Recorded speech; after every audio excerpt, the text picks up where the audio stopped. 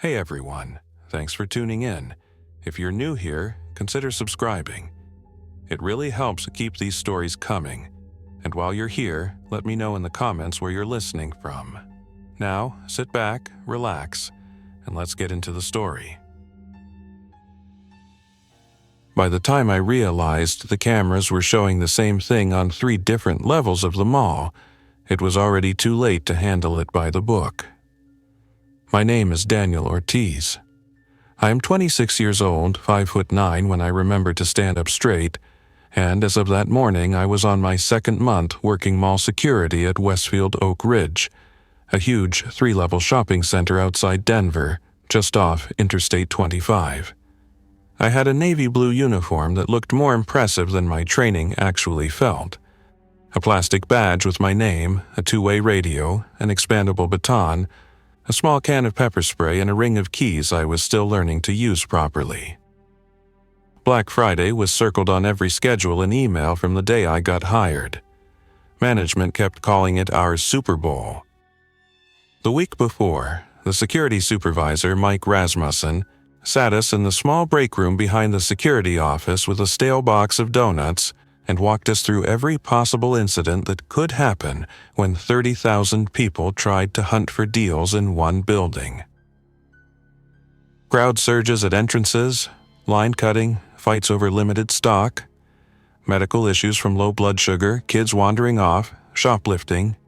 You stay calm, you follow procedure, and you let cameras and radios do the heavy lifting, he said.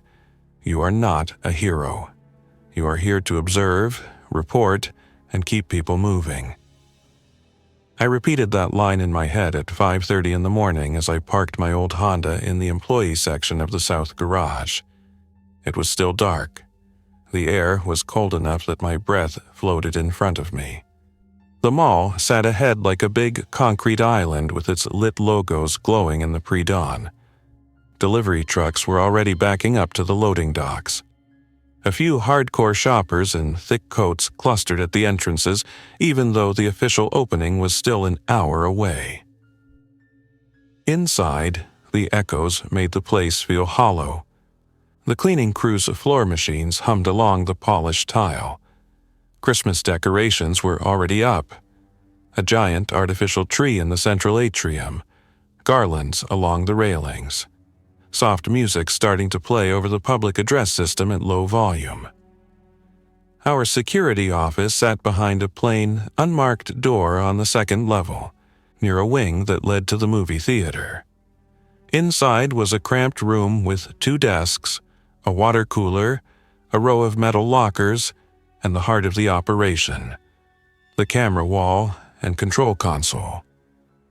The camera wall was 3 rows of 6 monitors, each monitor divided into 4 camera feeds. 72 live views of the mall at once. The feeds ran through a video management system mounted in a rack on the side wall, with a keyboard and joystick that let us switch, zoom, and record. The camera models were a mix of older fixed domes and newer pan-tilt zoom units, most of them made by Axis and Bosch. Every corridor, entrance, food court seating area, and anchor store entrance had coverage. Storage rooms and restrooms did not. Next to the video system was a beige panel with a Honeywell logo. That was the fire and life safety system. It tied into the smoke detectors, sprinklers, and most importantly the magnet-held fire doors and steel security grills that could shut sections of the mall. On Black Friday, those doors were not supposed to close unless there was a real emergency. There was also a separate access control system with a touchscreen that controlled electronic locks on service corridors, loading docks, and staff-only stairwells. We were supposed to treat these tools like seatbelts, always there, rarely used. When I walked in, Mike was already in the chair in front of the camera wall, reading a clipboard. He was in his late 40s, broad-shouldered, with a trimmed gray beard and a buzz cut. His uniform looked sharp, even at that hour. "You are on cameras first, Ortiz," he said without looking up. "Then floor patrol in 3 hours. You good?" "Yes, sir," I said, hanging my jacket in the locker and putting on my radio. He shot me a look. I am not, sir. I am Mike.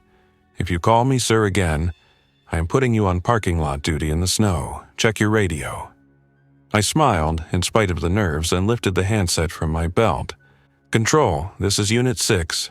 Radio check." A chorus of voices came back, slightly distorted by the system's compression. "Unit 2 copies. Unit 4 copies. Unit 7 copies, loud and clear." Mike nodded. "All right, welcome to the show." By 6 in the morning, the early bird shoppers were already forming lines at the big anchor stores on the first level. We had department stores on all 4 corners: a Macy's, a Dillard's, a Target, and a Nordstrom. Between them stretched 3 main concourses lined with smaller stores: electronics, clothing, shoes, cosmetics, sporting goods, you name it.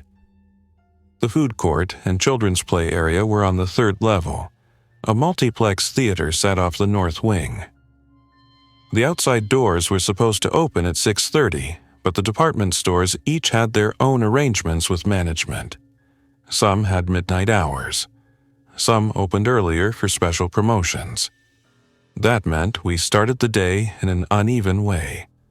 Parts of the mall had crowds. Parts were still almost empty.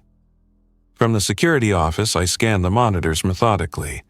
Front entrances, second-level balconies, escalators, elevators, food court. Each camera had a number overlaid on the image. I kept a small notepad where I scribbled the numbers of any feed that showed something unusual.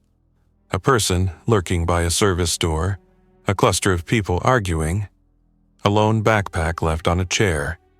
Most of it was routine. At 6:45, the first radio call for the day came in. "Control, this is Unit 3 at South Entrance. We have pushing in the line. Request presence." Mike tapped my shoulder and pointed. "Give me their camera." I typed the camera number into the keyboard. The corresponding square on the nearest monitor expanded to full screen. Outside the south entrance, 100 people were pressed against the glass, some with folding chairs, some wrapped in blankets. A few were already shouting and gesturing at each other, steady clouds of breath forming in the cold. "Control to Unit 3, I see it," I said into the radio. "We have you on camera. Backup is on the way." "Copy, Control." Mike picked up his own handset. "Unit 2, head to South Entrance, assist 3 with line management. Keep it calm. No hands unless you have to defend yourself." "Copy." "Copy that," a female voice replied. That was Jasmine, a former Army military police officer who had been there for 3 years. She was the one I watched when I was not sure how to handle something. The pushing died down once people saw 2 uniforms instead of 1. The crowd broke into smaller clumps, shifting from foot to foot. It looked normal. Annoying, but normal. The kind of thing we had trained for. Inside, early customers walked briskly down the long corridors, clutching flyers and printouts. The cleaners retreated with their machines. Store associates rolled out racks and stacks of merchandise. The background music in the speakers rose slightly in volume. The mall woke up. At 7:10, I saw the first thing that did not fit. Camera 23, a fixed dome overlooking the main corridor between Target and the central atrium, showed a young woman standing in the middle of the walkway. People flowed around her, annoyed, like water around a rock. She wore a red winter coat and jeans. One of her shopping bags lay on its side on the tile. She was facing the ground, shoulders moving slowly as if she was breathing hard. I zoomed with the digital controls, but the camera was too far and the resolution grainy. I could not see her face clearly. The people who passed her looked back with irritated expressions. One man in a gray hoodie bumped her and threw up his hands in frustration, like he was about to say something, then stopped. "Mike, something is off at camera 23, I said.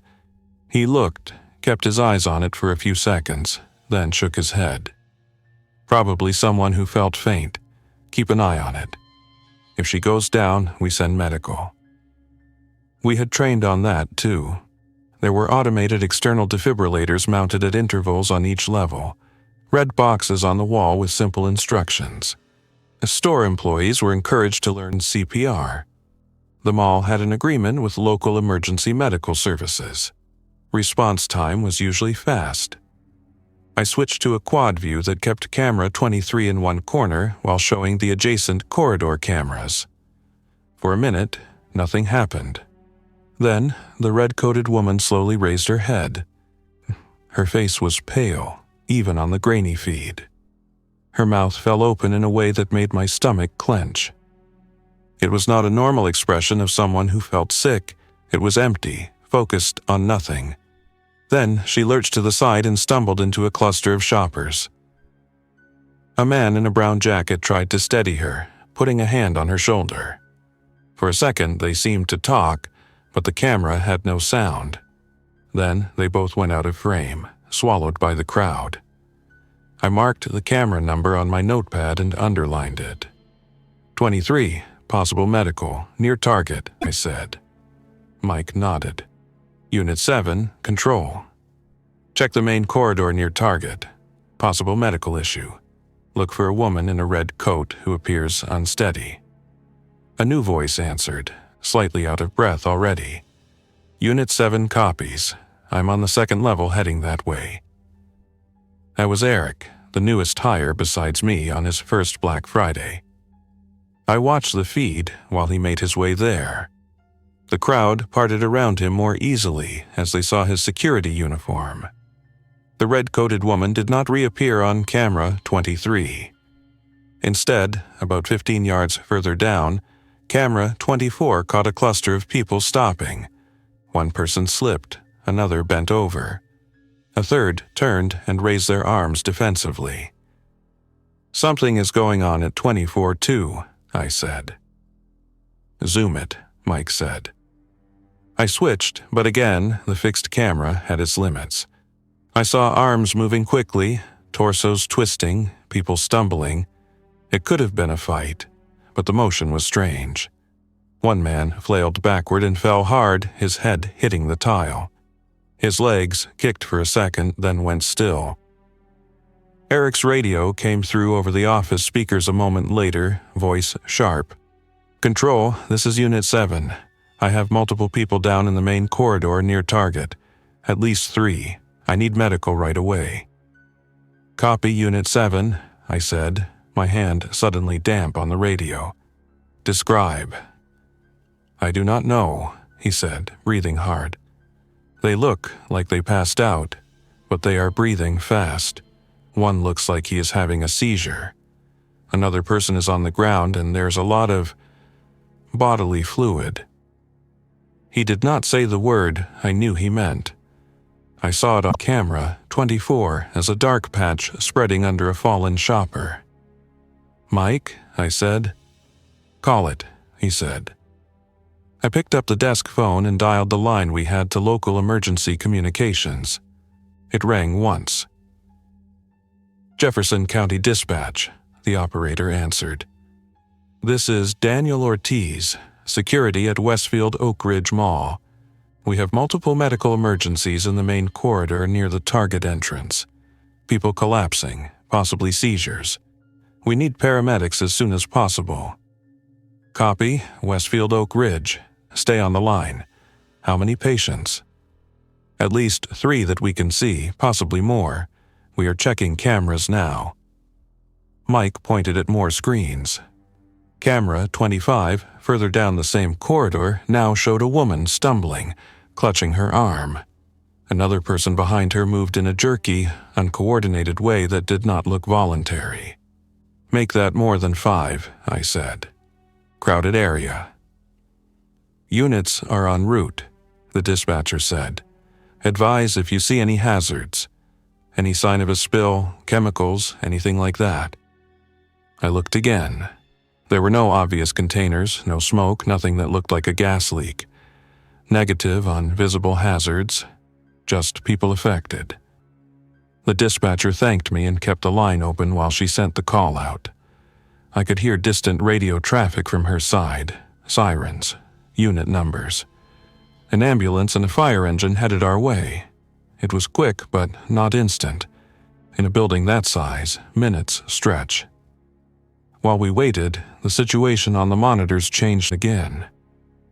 Camera 24 showed one of the downed shoppers suddenly sit up. It was the man whose head had hit the tile. He pushed himself up with stiff, uneven movements. His head snapped to one side, then the other, as if he was scanning for something. People around him backed away, hands up, frightened. Someone reached down to help another person on the ground. The man who had just sat up lunged in that direction with sudden speed.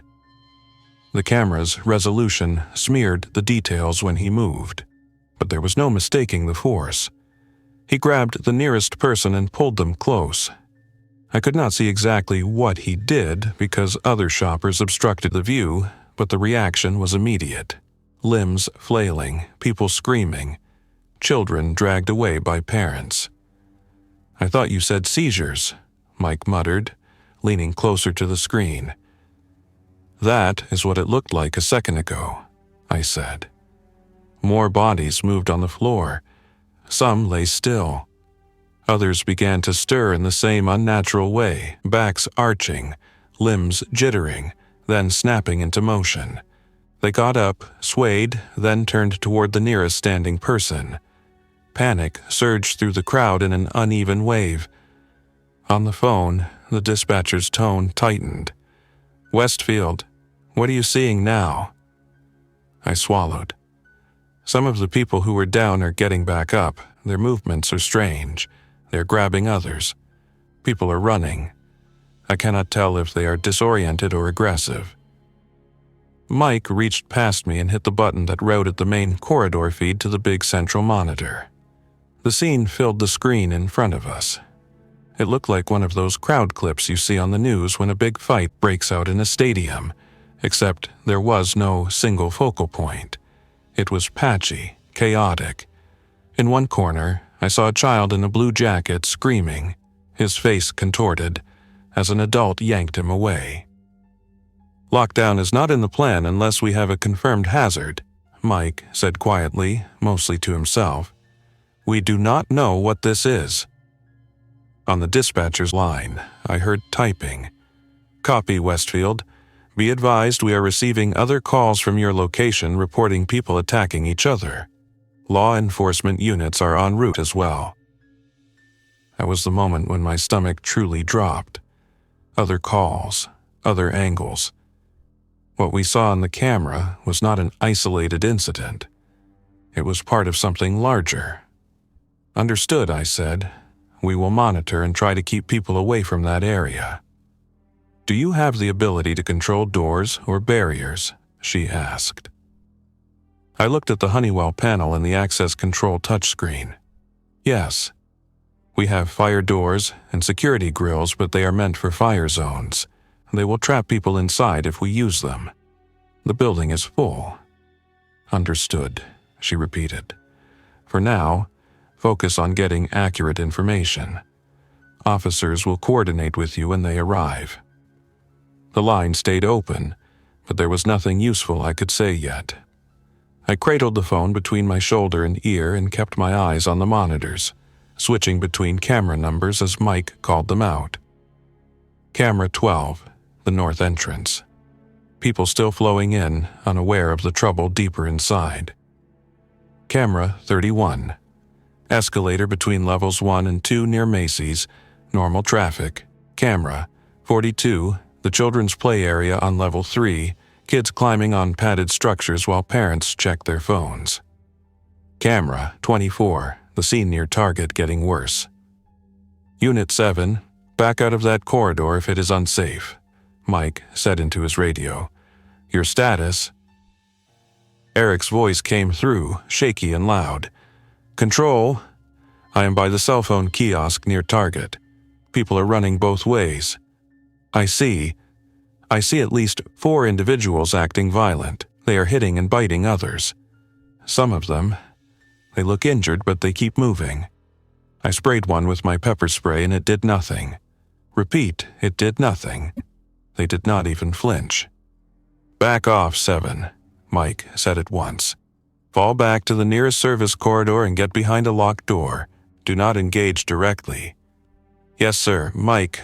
Sorry, backing up now," Eric said. His breathing was loud in the speakers. I switched feeds until I found camera 27, which showed the junction where the cell phone kiosk stood. I spotted Eric's dark uniform as he pushed through the crowd toward an unmarked door set into the wall. A hand reached for his shoulder from the side, fingers curled. He ducked by instinct and shoved the person away, disappearing through the door and slamming it behind him. 7, status? I asked. "I am in service corridor B," he said between gasps. "Door secured. I can still hear screaming in the hallway. I think someone is pounding on the door. I cannot tell if they need help or if it is one of them." He did not finish the sentence. Mike rubbed his face with his hands. "All right, new rules. Nobody goes hands-on with anyone who is acting violent unless it is to physically protect yourself.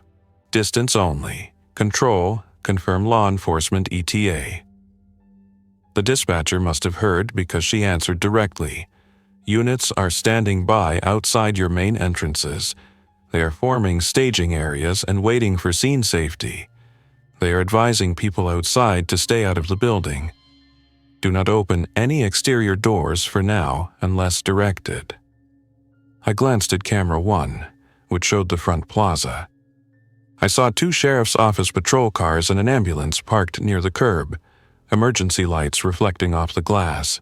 But their crews were not rushing in. They were putting on protective gear, conferring with each other, watching the doors. They did not know what they were walking into either. Inside, the mall kept moving in a delayed wave of awareness. People on the far side still browsed calmly. The food court still had neat lines at the coffee stands. The kids in the play area still laughed and climbed. The loudest noises in those empty-looking feeds were imaginary, in my head. "Mike, they do not know. They have no idea," I said. "I know," he said quietly. "We were supposed to follow the chain of command, wait for instructions, let law enforcement decide.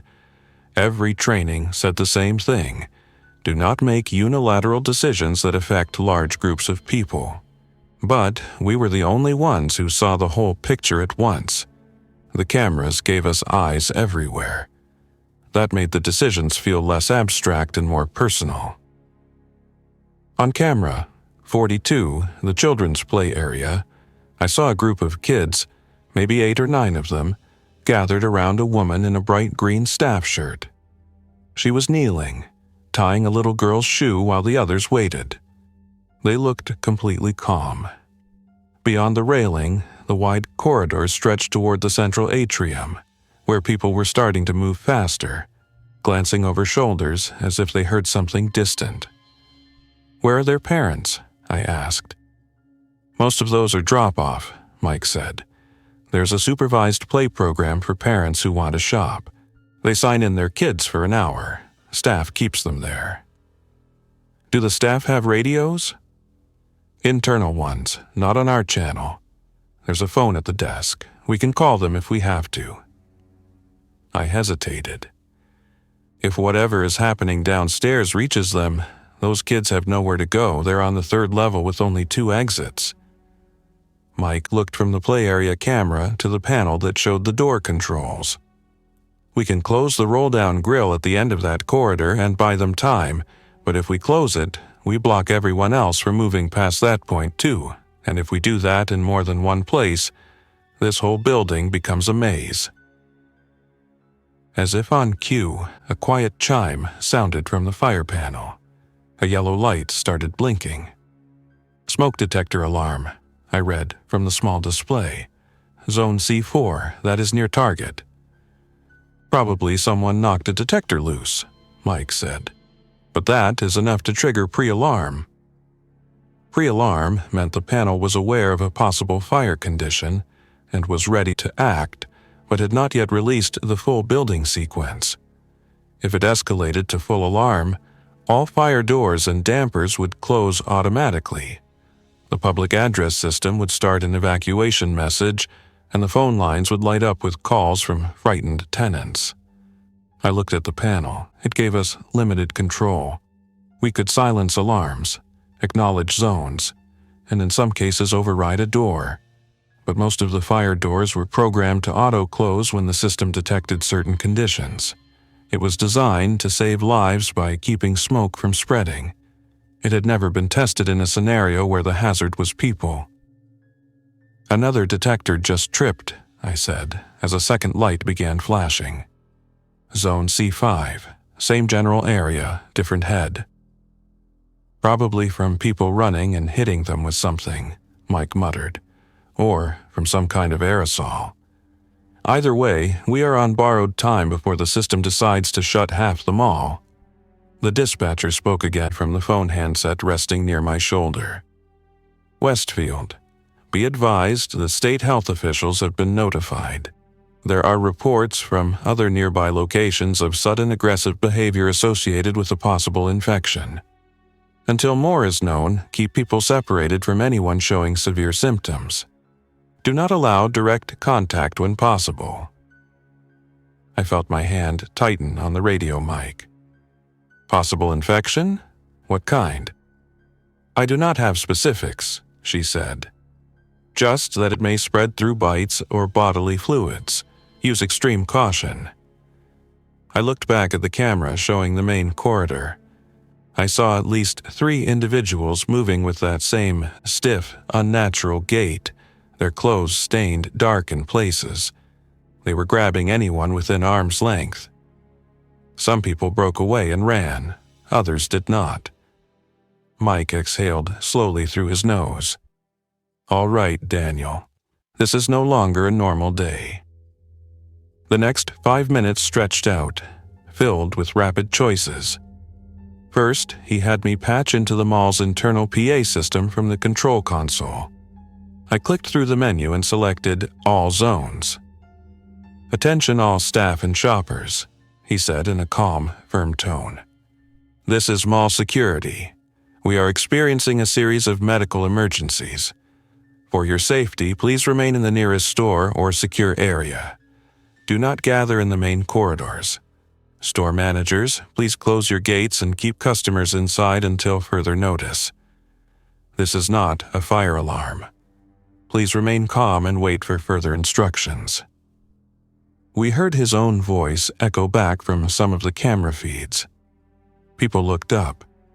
Store associates hesitated, then started pulling down their interior security grills, the metal mesh gates that covered their entrances. Some did it halfway, some did not move at all. Old habits and sales goals were hard to override. "Not enough," he said. "We need to physically block some areas, or that mess by Target is going to roll right through the whole building." He pointed at the access control touchscreen. It showed a schematic of the mall. 3 rings, color-coded, with nodes for doors and roll-down barriers.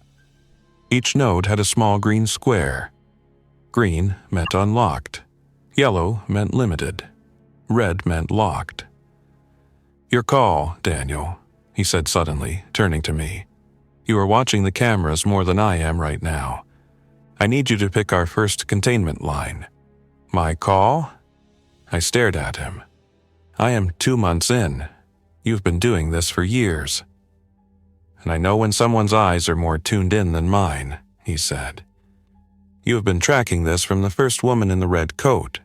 You see where it is going. We can sit here and let the system do whatever it wants when the fire alarm goes full, or we can try to shape it. Either way, people get hurt. The question is, how many and where?" I looked back at the wall of monitors. The infection, if that is what it was spreading out from that first corridor. On camera 24, the main group was already past the phone kiosk, heading toward the central atrium. On camera 36, I saw one of the affected individuals break into a run toward a small cluster of shoppers who had not realized the danger yet. On camera 31, The escalator near Macy's was packed with people heading down from the second level, unaware of what waited around the corner. "What happens if we close the grills near the atrium?" I asked. Mike pointed to a set of symbols on the touchscreen. "These here and here. They will drop heavy steel barriers at the ends of those corridors. People can still move vertically between levels 2 and 3 in other sections, but the path from Target to the rest of the mall will be cut off. Anyone caught in that section will be stuck with whatever is already there." I imagined being in that corridor, hearing the gate slam down behind me, cutting off my escape. Being trapped with those people who moved in that jerky, relentless way, it made my chest tighten. "What about the kids in the play area?" I asked. "If we close the barrier near them, we protect them, but we also cut off one of the main routes for people to get out." "They have emergency exits behind the play area," Mike said. "Staff knows where they are. Parents in the rest of the mall do not." I realized there was no clean solution. Wherever we dropped a barrier, we created a safe side and a dangerous side. Some people would be saved by it. Others would be locked out. My eyes landed on camera 42 again. The play area. The woman in the green staff shirt was now glancing nervously toward the railing, as if she had heard something. One of the kids tugged at her sleeve, pointing down the corridor. A few adults were near the entrance, checking watches, ready to pick up children after their scheduled hour. "Seal the corridor just before the play area," I heard myself say. "Here and here." I pointed to the notes on the touchscreen. Mike studied my face for a second, then nodded and tapped the screen. On the camera, showing that corridor, a red warning light began to flash on the ceiling. A moment later, a heavy steel grill descended from a hidden slot above the passageway. It came down smoothly but quickly with a mechanical hum. Shoppers on the near side stopped and stared. One man jogged to try to slip under, but the grill hit the floor before he got there. He pulled up short and grabbed the bars, shaking them. On the far side, near the play area, the staff member in green visibly jumped at the sound. She turned, saw the barrier down the hall, then looked back at the kids. They looked confused. Some parents on the near side shouted and pointed, but the camera's silence made it feel remote. "What about the people who were heading to the exits that way?" I asked, throat tight. Mike did not answer immediately. He pointed instead at camera 50, which showed another corridor on the opposite side of the atrium. "We just bought everyone on this side a few extra minutes to move towards the east exits. We need to direct them before they panic." He picked up the PA mic again. "Attention, all shoppers on levels 2 and 3, this is mall security. Please move in an orderly fashion toward the east and west exits. Do not use the central atrium near Target. Follow staff instructions. Do not crowd the escalators. Use the stairwells if possible. Parents picking up children from the supervised play area, remain where you are. Staff will guide you." I watched the effect on the monitors. Some people moved as instructed. Others froze, unsure whether the voice applied to them. A few rushed to the railings to look down at the chaos below. On camera 24, the affected individuals continued to attack anyone they could reach. A few security staff from individual stores tried to intervene, but it was obvious they were not prepared for opponents who did not respond to pain. "Daniel, call the play area," Mike said. I grabbed the laminated list of internal phone extensions and found the number for Kids Zone Level 3. I dialed it. The phone rang once, then a breathless female voice answered. "Kids Zone, this is Ashley." "Ashley, this is Daniel with security," I said. "Listen carefully. We have an emergency situation in the mall. You need to keep all the children inside your play area and away from the front entrance. Do not let any strangers in. Only release children to parents under staff supervision, and only when security gives the all clear." Oh, she sounded alarmed. We heard the announcement and there's a gate down the corridor. Some parents are here already, wanting to take their kids. They are upset." "I understand," I said. "For now, keep the gate to your space closed. Let the parents know you are in contact with security and that this is for their safety. There may be aggressive individuals elsewhere in the mall. Do you have any emergency exits that lead directly outdoors or to a secure stairwell?" "Yes, there's a side door to an emergency stair that goes to the parking deck," she said. "We use it only in drills." "Good," I said. "If you hear or see anything dangerous near your front entrance, take the children through that emergency exit and go down to the parking deck. Stay together. If you can, take the sign-in sheet with you so you know exactly who you have."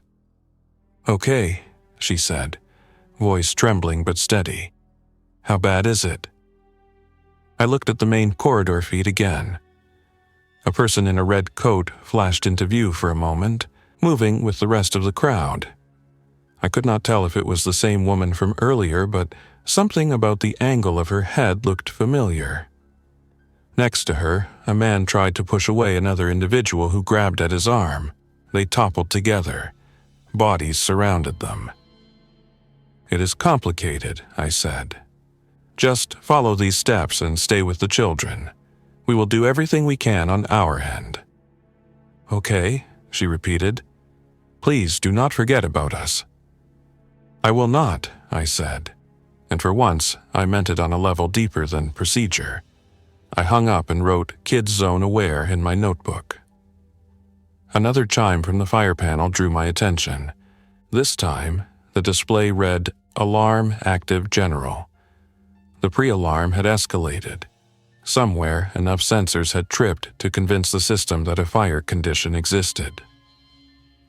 The speakers in the ceiling switched from music to a pre-recorded voice. "Attention, attention, an alarm has been reported in the building. Please proceed to the nearest exit and leave the premises. Do not use the elevators. Repeat, an alarm has been reported in the building." At the same time, on camera feeds, I saw fire doors begin to swing closed. Heavy metal doors on automatic closers moved out from recesses in the walls at key points slowly but relentlessly. In some areas, drop-down smoke curtains lowered from the ceiling. In others, large glass doors unlocked to release pressure. The engineering that had gone into it all was impressive on a technical level, but watching it in motion while thousands of people were still inside gave me a knot in my throat. "Override where you can," Mike said. "We need some doors open for evacuation routes. We need others shut to contain the infection." I stared at the access control screen, where nodes were blinking from green to yellow to red. Each blink represented a heavy object moving somewhere in the building. Each movement changed who could go where, who could escape, and who could not. I tapped on the nodes feeding into the north exits near the theater and overrode the default closure.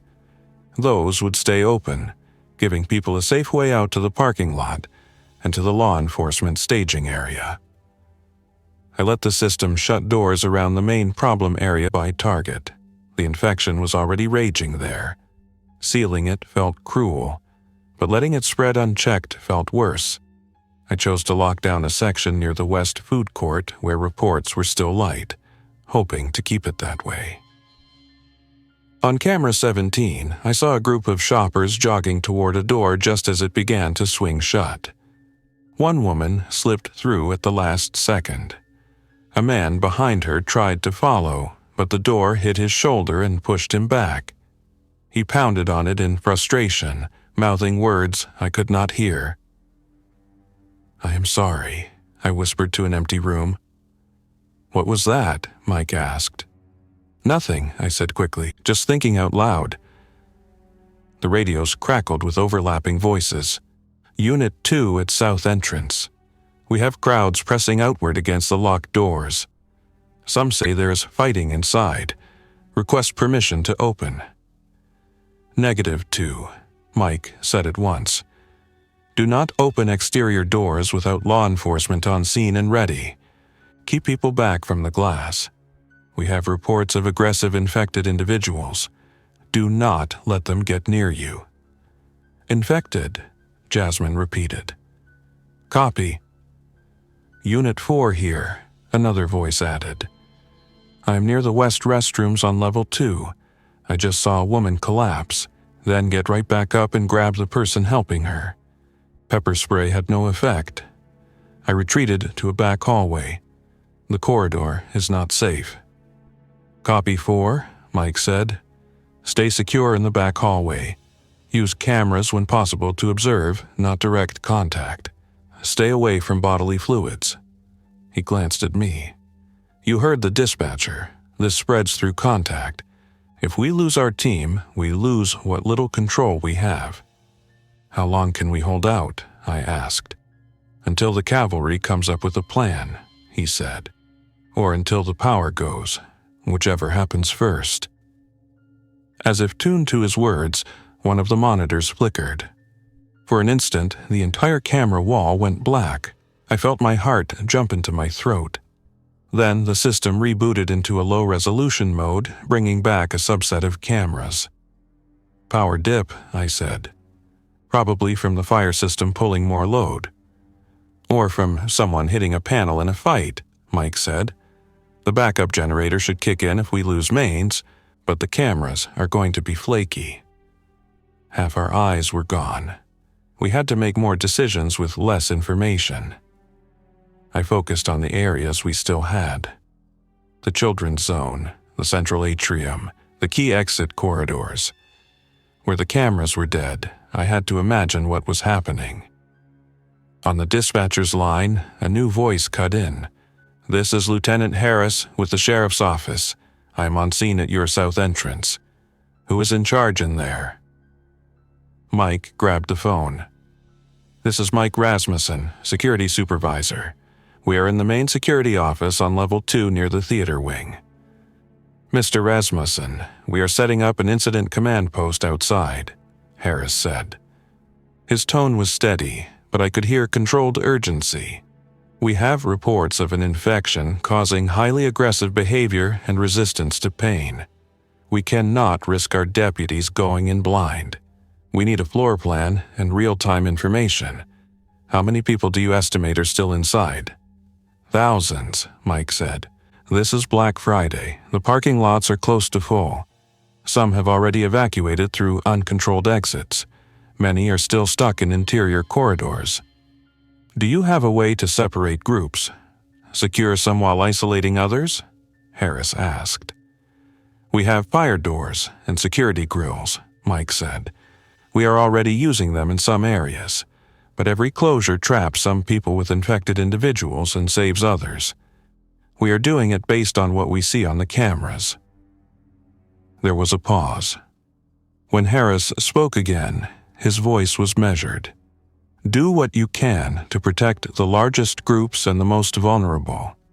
Children, elderly, anyone in a place you can secure completely. If you have to seal off small groups to one side of a barrier to protect many on the other side, that is a decision you will have to live with. We will back you up legally. I know that does not make it easier." Mike's jaw tightened. "Understood, Lieutenant." "What about you and your staff?" Harris asked. "How many security personnel and where are they?" Mike gave him a quick rundown. "We have 6 guards in the building besides me and Daniel here in the control room. 2 near the entrances, 2 in back corridors, 2 unaccounted for. We told them to avoid close contact. 1 reported being struck but not bitten. We are monitoring." "Keep them in secure areas for now," Harris said. "We are preparing a small entry team with protective gear to push in and extract as many people as we can from the safest zones, starting with children.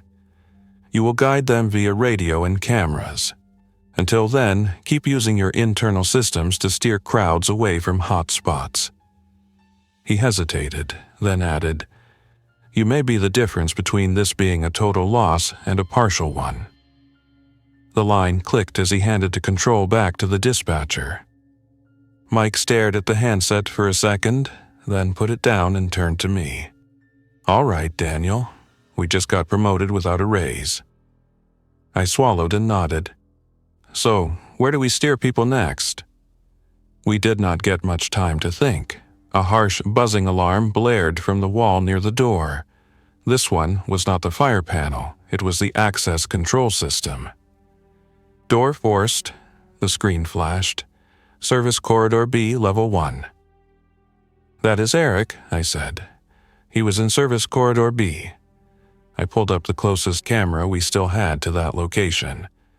Camera 29 showed a short stretch of hallway near a service door, but the angle was bad. The door itself was out of frame. All I saw was a smear of motion and the occasional person darting across the gap, heading for an exit. "Unit 7, status," I called on the radio. Silence answered me. "Eric, this is Control, answer." Still nothing. "You think his door got forced from the outside?" I asked quietly. "Either that, or he tried to move and someone followed him," Mike said. "Mark him as unknown condition for now. We cannot reach him." I wrote, Unit 7 no response in my notebook and underlined it twice. My hand shook slightly. The infection did not care about uniforms or training. It cared about proximity. On the monitors, more people fell. More rose again in that same stiff, relentless way. The infection was no longer a cluster. It was a pattern, spreading along the paths of panicked movement, jumping from one group to the next wherever people pressed together. We could not stop it entirely. Our job had shifted from prevention to damage control. For the next stretch of time, everything blurred. Opening and closing of doors, announcements on the PA, quick calls to store managers, instructions shouted over the radio. We told electronics stores to lock their cabinets and gates and shelter customers inside. We advised restaurants to move people away from counters and towards back exits if they had them. We directed crowds away from escalators that were jammed and toward stairwells that still flowed. On one camera, an escalator between levels 1 and 2 had stopped. A person had fallen near the bottom and others had piled up behind them. The moving stairs had jammed with feet. Some people tried to climb up against the crowd. Others tried to slide down the central divider. In the middle of the chaos, I saw someone stiffen and start to thrash. People around them shrank back. The line of bodies buckled outward. "Shut that escalator down," Mike said. I toggled the switch on the console, tied into the escalator control. The metal steps froze. It did not solve the crowding, but at least it removed one moving hazard. Adrenaline carried me. I stopped thinking about the long-term meaning of what was happening and focused on each choice as it came. Camera numbers, door nodes, names of stores, directions of movement. The mall became a three-dimensional puzzle I tried to solve with incomplete pieces. One moment cut through the blur and remained sharp in my memory. On camera, 42, the children's play area, I saw a man in a light brown coat and baseball cap appear at the entrance. He had the look of a father who had jogged from across the mall. His face was anxious but hopeful. He reached for the half-height gate that separated the play zone from the corridor and tugged. It stayed shut. Ashley, the staff member in green, moved to the gate from the inside and held up her hand, speaking with calm gestures. The father gestured furiously, pointing to himself and then to the children. I saw his mouth form names. He tugged out his wallet and showed an ID, then pointed again to one of the kids, a girl with a pink headband. Ashley shook her head gently, hands up in a placating motion. She pointed to the side door leading to the emergency stairs, then to the ceiling, mimicking the announcements. The father ran a hand through his hair in frustration. Then, behind him, at the far end of the corridor, I saw movement that did not fit with the rest. A figure stumbled into view, clothes darkened in irregular patches. The gait was familiar now, uneven, stiff, relentless. "Mike," I said quietly, "look at 42. He turned, his jaw tightened again. "He is right between them and the play area," he said. The father did not see the approaching infected person yet. He was focused entirely on the gate and his daughter, who was now crying and reaching toward him from the play structure. Ashley put a hand on the little girl's shoulder and said something softly, trying to keep her from climbing the gate. The infected person moved closer, head turning side to side in quick, jerky movements. Their eyes looked dull even on the camera feed. Their arms hung slightly away from their sides, fingers curled. When someone else stepped into the corridor from an adjacent store, they immediately lunged toward them. "Do we have a barrier between them?" I asked. Mike shook his head. "That segment is open internally. The only barrier is the grill we dropped further down the hall. This is inside the protected zone." "Then how did they get there?" I asked. "Either they were already inside when we sealed it, or they came from a stairwell we did not see," he said. "The system is not airtight." On the camera, the infected person struggled with the new target, pushing them against a wall. The father finally turned, drawn by the commotion. His eyes widened. He put himself between the infected person and the play area entrance without hesitation, arms outstretched. "Should we open the barrier down the corridor and let law enforcement push in?" I asked. "If we open that barrier, more infected from the main area can spill into that section," Mike said. "We only increase the risk to those kids." On the screen, the father shouted something we could not hear. The infected person turned toward him. The father picked up a small standalone sign from the floor and used it as a makeshift shield, trying to push the aggressor back. It worked for a few seconds. Then the infected person surged forward again. "What if we trigger the emergency exit door alarm near the play area?" I asked. "Make a loud noise, distract them." "It might draw more," Mike said. "Noise attracts attention, infection or not." We sat there, paralyzed by options that all felt bad. Then Ashley moved. She opened the inner gate just enough to step out into the corridor, leaving the kids inside. She closed it behind her, then put herself next to the father, grabbing the sign with both hands to reinforce it.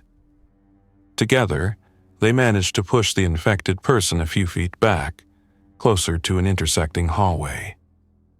"Ashley, do not," I whispered. "Stay with the kids."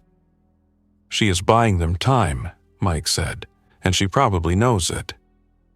They were trying to herd the infected person away from the play area entrance, keeping their own bodies between danger and the children. It was reckless. It was exactly what I would want someone to do if my kid were back there. On the intersecting hallway, a door opened. Another mall employee peered out, looked panicked at the scene, and slammed the door shut again. The infected person jerked toward the sound, tugging against the sign. They were strong. Too strong for someone who should be weak from injuries. After a few more seconds of struggle, Ashley shouted something at the father and shoved him backward. He stumbled, then grabbed the gate to steady himself. I saw her wave him toward the entrance. He hesitated, then ducked under her arm and rushed back into the play area. She turned alone to face the infected person, gripping the sign like a shield. The infected person lunged. The camera angle failed us then. People moving down the corridor blocked the view. When the frame cleared again, Ashley was on the ground, barely visible. The infected person was bent over her.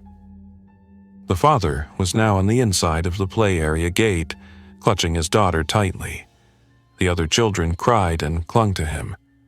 He looked back and forth between them and the scene outside, tearing himself in two internally. "Should we open the gate and let him try to drag her in?" I asked, my voice low. "If we open that gate, and she is already infected, "We bring the infection directly into that room with all those kids," Mike said in a tone like groundstone. "Right now, that gate is the only thing keeping them safe." On the monitor, Ashley's body twitched once, then went still. The infected person straightened, head rolling on their shoulders for a moment, as if disoriented. Then they turned toward the nearest movement, a group of panicked shoppers running down the corridor. I knew what Mike was saying was logical. I also knew I was watching a woman die because we had decided earlier to put a barrier in one place instead of another. Because I had pointed at a screen and said, "Seal this corridor." It did not feel like a fair trade. It felt like a theft. "You did not cause that," Mike said, as if reading my thoughts. "You slowed this thing down enough that those kids still have a chance. Remember that, or you will not be able to function." I sat there, swallowing hard, fingers pressed so tight against the radio mic that they hurt. I forced myself to keep scanning the other monitors. If I fixated on that one feed, I would freeze. Time passed. The infection spread further in some areas, stalled in others where we had managed to direct people out quickly or seal the section before it took hold. The law enforcement entry team finally came in through a loading dock under the guidance of one of our guards. They wore helmets, face shields, heavy gloves, and carried standard-issue sidearms and less lethal tools. They moved in tight formation, checking corners, advancing toward the children's zone first, then towards other known pockets of uninfected people. Through a combination of calm commands, physical presence, and the deterrent of visible weapons, they managed to escort groups of shoppers along safer routes to exits. On the cameras, I saw them fire their weapons a few times. The infected individuals did not always go down immediately. Some took multiple hits before collapsing. I tried not to think about what that meant. I tried not to think about the difference between a simple medical emergency and something that shrugged off pain like a minor nuisance. Eventually, the number of uninfected people moving on the feeds diminished. More and more stores appeared empty, their gates down, lights off. The music had long since cut out, replaced by the endless recorded evacuation message. The children from the play area emerged at last, shepherded by officers and a shaken but still standing father in a brown coat. They carried the sign-in sheet and moved in a controlled group down the emergency stairs to the parking level, heads swiveling, eyes wide. I counted them without meaning to. 8 children, 2 staff members, 1 missing. Ashley did not appear among them. By early afternoon, the mall was no longer a bustling shopping center. It was a patchwork of silent corridors, darkened storefronts, and occasional bursts of movement where infected individuals still wandered. The exterior was a ring of flashing lights, patrol cars, ambulances, fire trucks, news vans. We stayed in the security office, numb and wired, feeding whatever information we could to the incident command post outside. How many active infected individuals we still saw in each zone. Which stairwells remained clear, where it might still be safe to send a small team for a last sweep. At some point, someone brought us bottled water and sandwiches. I could not recall who. My hands trembled slightly when I picked up the food. I forced myself to take a few bites, not because I was hungry, but because I knew my body needed it. In quieter moments, the weight of what we had done pressed down.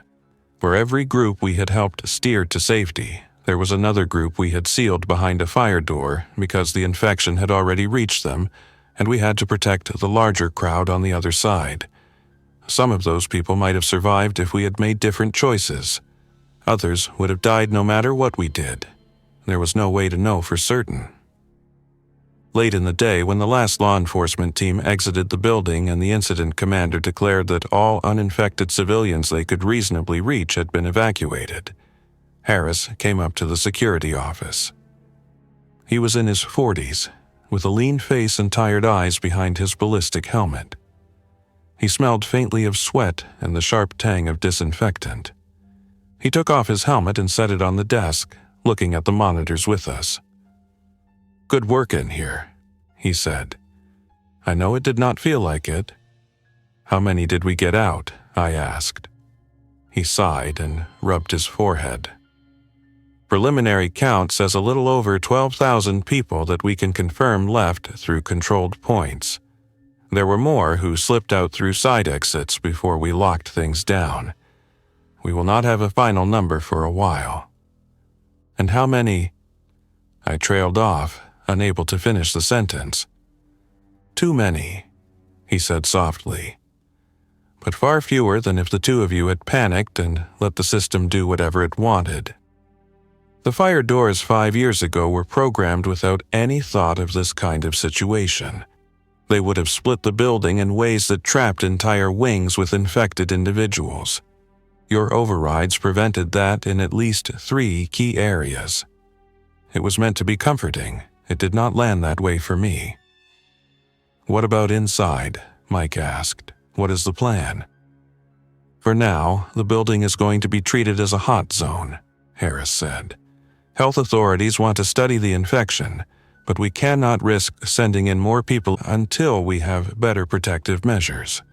Some of those infected individuals are still moving in there. We can see them from our own camera trucks in the parking lot. They do not tire the way we do. They do not retreat unless physically blocked." He looked at me. "That first report you made about people collapsing and then getting back up helped us understand this faster. It gave us more time to warn other locations.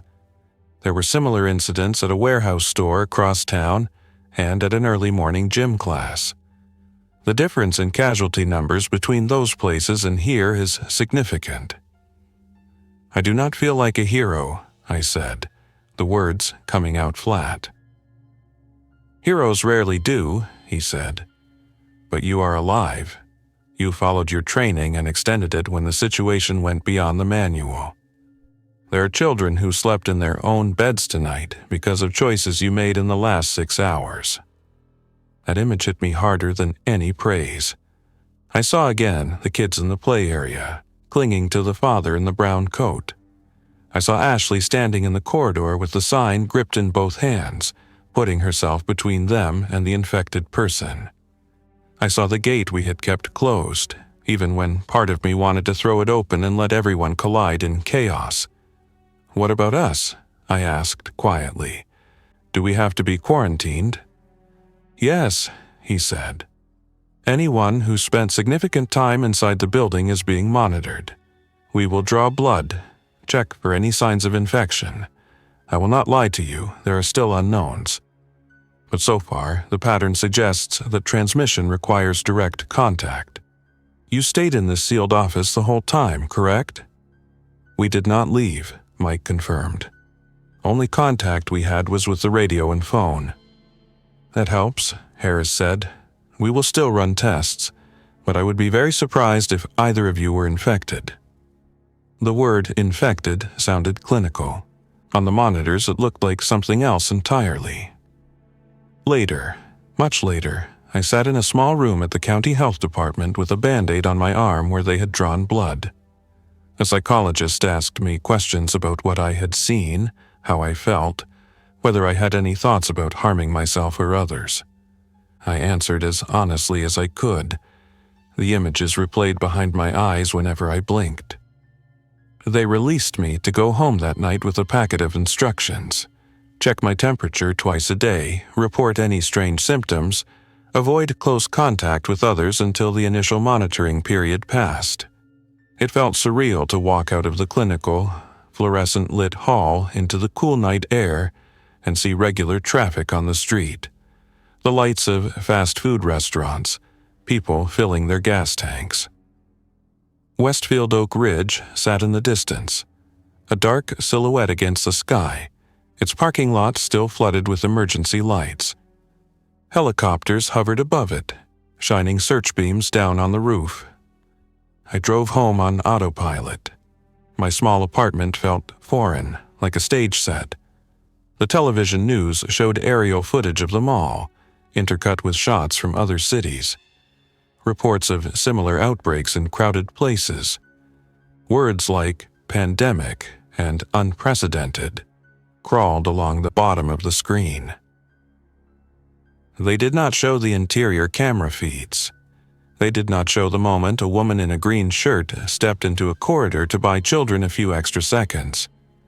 They did not show the security office where two people stared at walls of screens and chose, over and over, who to try to help first. Those images live in my head, not on any broadcast. For days, I woke in the night with my heart racing, thinking I heard the chime of the fire panel or the crackle of the radio. When I closed my eyes, I saw the red coat, the blue jacket, the sign held like a shield. People called me brave when they heard what my job had been that day. They meant well. They wanted a story with clear heroes and villains, with a neat lesson. I did not feel brave. I felt like someone who had been in a chair with too much power and not enough information, making choices that left real people on one side of a door or the other. I still work in security, not at the mall. That building is sealed now, part of a wider quarantine zone. The infection that started there on Black Friday spread beyond its walls. It changed the way we live, the way we gather, the way we think about crowded spaces. When I sit in front of new camera walls in other control rooms, in other buildings, I pay attention to more than procedures. I think about where doors lead, who is most vulnerable, how a single decision can look like numbers on a screen and feel like a weight on your chest. Sometimes, when I adjust the focus on a camera or check the status of an emergency door, my mind goes back to that moment when Mike looked at me and said, "Your call," and I pointed at a corridor near a children's play area.